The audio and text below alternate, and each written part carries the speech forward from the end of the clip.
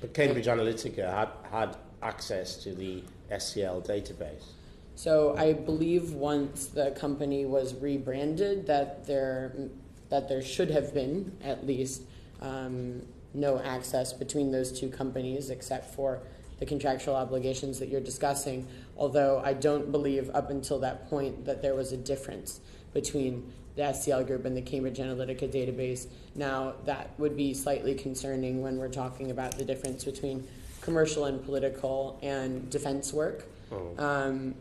I've had those concerns in the past because when I joined the company, I didn't remember this, but upon reflection, I've found documents that from Nigel Oakes, the co-founder of the SCL group, who was in charge of our defense division, stating that the target audience analysis methodology, TAA, used to be export controlled for the British government. So that would mean that the methodology was considered a weapon, weapons grade communications tactics, which means that we had to tell the British government if that was going to be deployed in another country outside of the United Kingdom. Now I understand that designation was removed in 2015. Can I ask you a question about the invoice that was issued by Cambridge Analytica to UKIP? Do you know why that was issued to UKIP as opposed to Leave EU?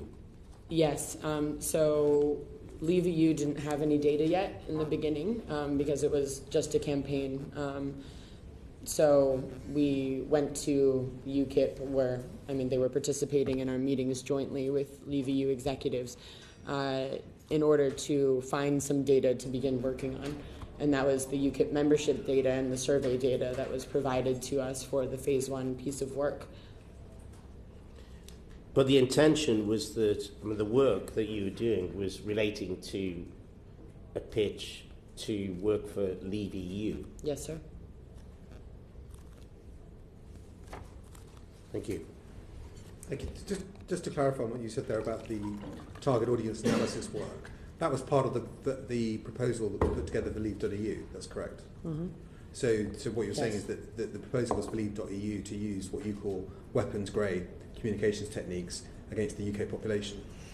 Well, I believe that in 2015, target audience analysis no longer had an export designation.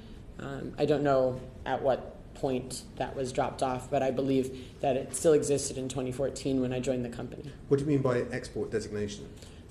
So I don't actually know the complexities of this, but I believe every year or every few years, something that has something that is export controlled, that has to be renewed, and that wasn't renewed. I don't know what you need to qualify for that, or what the implications of that are. But basically, these were techniques where previously you would have needed to inform the authorities that you were intending to use these in the UK. Would that be correct? That's what I was told by Nigel Oakes. Yes. Yeah, and then when that designation was removed, it could be done without informing the authorities. But nevertheless, it's still the same product. It's if you like, a product that was considered so dangerous that its use was restricted, but nevertheless was going to be. The intention was that strategy would be used in the referendum campaign. Well, the interesting thing is that actually the target audience analysis uses a lot less data than psychographic micro-targeting, which is what we use in the United States. Yeah. Joe Stevens.